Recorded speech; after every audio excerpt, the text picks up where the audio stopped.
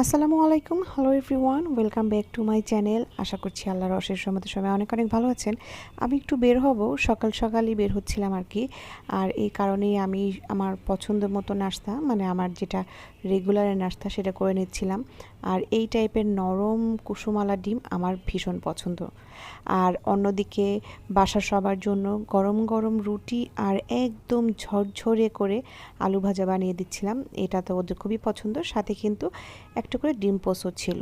Anyways আমি এখন বের হব যেখানে, সেটার জন্য রেডি হয়ে নিয়েছি। আর এইদিকে মমো বাকি নাস্তাটা কমপ্লিট করতেছিল। আমরা এখন ইস্পাহানিয়ে ইসলামিয়া আইন ইনস্টিটিউট, যেটা কিনা ফার্মগেটে অবস্থিত, সেখানে যাচ্ছি। আর এটা খামার বাড়ির ঠিক অপোজিটেই কিন্তু অবস্থিত। এখানে আমার হাজবেন্ডের দুটো চোখে অপারেশন করা হয়েছিল।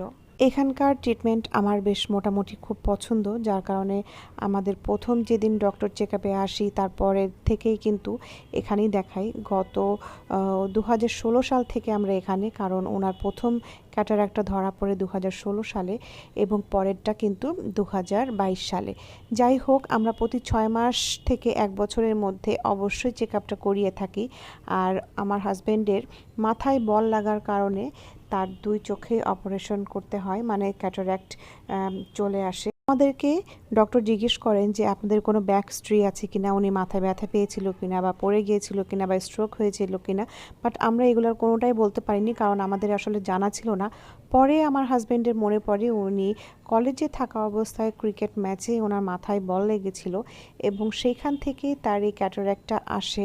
এটা কিন্তু আসলে আমাদেরকে ডক্টর জিজ্ঞেস না করলে আমরা বলতেও পারতাম না। যাই হোক, আজকে চেক আপের পর ডক্টর বললেন ওনার একটা চোখে সামান্য পরিমাণ পয়েন্ট বেড়েছে, যার কারণে আমরা আবার চলে আসি চশমার জন্য, যেহেতু পয়েন্টটা একটু চেঞ্জ হয়েছে। এবং আমরা চলে আসি বসুন্ধরাতে। বসুন্ধরা থেকে আমরা চশমাটা এখান থেকেই অলওয়েজ নিয়ে থাকি, তো ফ্রেমটা চেঞ্জ করে করে দেখে নিচ্ছিলাম। আর চশমার গ্লাসটা অনেক বড় একটা ফ্যাক্ট, যার কারণেই আমরা একটা ট্রাস্টেবল একটা জায়গা থেকে গ্লাসটা নিয়ে থাকি, কারণ পাওয়ারটা যেন অ্যাকুরেট দেয়া হয় এই কারণে। তো আলহামদুলিল্লাহ আমাদের এখানে পছন্দ মতো ফ্রেম নিয়েছি এবং যখন আমরা গ্লাসটা নেব তখন জানতে পারলাম যে গ্লাসের দাম অনেক বেড়ে গেছে। সব কিছুর দাম যেহেতু বেড়েছে, গ্লাসটা আর কেন পিছিয়ে থাকবে। যেটা কিনা আমরা লাস্ট টাইম 1100 টাকা দিয়ে নিয়েছিলাম, সেইটা এবার ফিক্সড 1800 টাকা দিয়ে নিতে হচ্ছে, শুধুমাত্র গ্লাস, আর ফ্রেম তো আছেই। তো যাই হোক, আমরা আমাদের কাজ কমপ্লিট করে বাসায়ও চলে আসছি। অ্যান্ড আমরা বাসায় আসার পরে রাজির তো খুব ক্ষুধা লেগে গিয়েছে। ক্ষুধাটা লাগার আসলে একটাই কারণ, সেটা হচ্ছে বাসায় যেহেতু আমি চিকেন মেরিনেট করে রেখেছিলাম, যে চিকেন টিক্কা বা চিকেন তান্দুরি করার জন্য, এবং সে ওটাই খেতে চাচ্ছিল। অ্যান্ড দ্যাটস ওয়াই আমি তাকে আবার এটা রেডি করে দিচ্ছিলাম।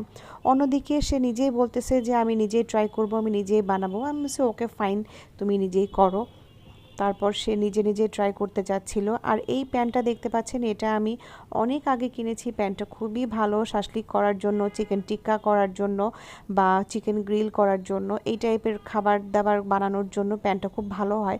তবে বুঝলাম না কেন প্যানটাতে তেল দেওয়ার পরপরই চারিপাশে প্যানটাতে তেল চলে গেল, আর উপরে চিকেনটা দিলাম। এখন এটা কি প্যানের প্রবলেম কিনা আমার ঠিক জানা নাই। তো যাই হোক, এভাবে করে গ্রিলটা করে নিলাম। অ্যান্ড আলহামদুলিল্লাহ, ট্রাস্ট মি, এত চমৎকার হয়েছিল টেস্টটা চিকেনের, আমি আসলে বোঝাতে পারবো না বলে।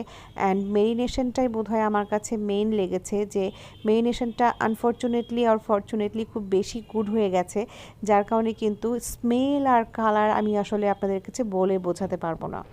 অ্যান্ড আমার চিকেন টিক্কা বলেন, চিকেন গ্রিল বলেন, চিকেন তান্দুরি বলেন, যেটাই বলেন না কেন, এটা ডান। আর আমি আমার রাতের খাবারের জন্য 2 পিস চিকেনের সাথে কিছুটা পেয়ারা আর শসা কেটে রেডি করে নিয়েছি। আমি এটা খাবো, আমার ডিনার এটা। এটা এখন প্রায় 7:30 বাজে। আমি চেষ্টা করি কমপ্লিট করার জন্য 7:30 থেকে 8টার মধ্যে।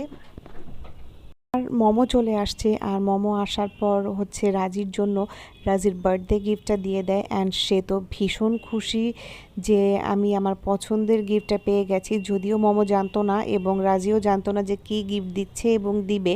যাই হোক, এটা তার খুবই খুবই পছন্দ হয়েছে। সে তো বারবার বলছিল যে এই গিফটটা আমি আমার ফ্রেন্ডদের সাথে শেয়ার করলে সবাই তো জেলাস হয়ে যাবে। অ্যান্ড আমি চেষ্টা করি অলওয়েজ আমার বাচ্চাদেরকে এমন কোনো গিফট প্রোভাইড করা যেটা কিনা তার খুব জরুরি প্রয়োজন বা তার হচ্ছে পড়াশোনা তার হেল্প হবে এমন কিছু। এছাড়া আনফরচুনেটলি আমি কোনো এক্সট্রা গিফট দিই না যেগুলো কিনা তার প্রয়োজন নাই বা তার নিড না। আমি চেষ্টা করি তার নিড ওয়াইজ তাদেরকে গিফট প্রোভাইড করার। তো যাই হোক, আজকের মতো এ পর্যন্তই, অ্যান্ড আই হোপ আমার ভিডিও আপনাদের ভালো লাগবে। আর যদি ভালো লেগে থাকে অবশ্যই লাইক কমেন্ট শেয়ার করতে ভুলবেন না। আজ এই পর্যন্তই, চলে আসবো নেক্সটে অন্য কোনো ব্লগ নিয়ে। ততক্ষণ সবাই ভালো থাকবেন, সুস্থ থাকবেন। আসসালামু আলাইকুম, আল্লাহ হাফেজ।